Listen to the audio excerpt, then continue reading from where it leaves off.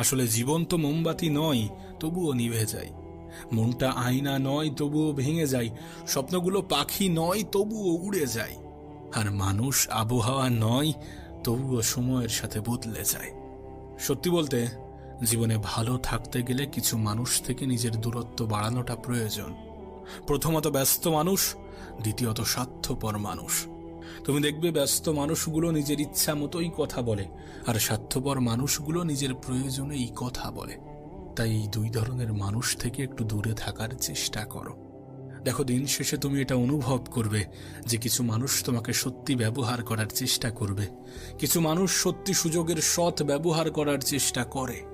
দিন শেষে তুমি এটা অনুভব করবে যে খুবই স্বল্প সংখ্যক মানুষই আপন হবে, বেশিরভাগ মানুষই আপন হওয়ার অভিনয় করবে। দিন শেষে তুমি যখন আপন মানুষগুলোকে খুঁজতে যাবে, সর্বপ্রথম তুমি নিজেকেই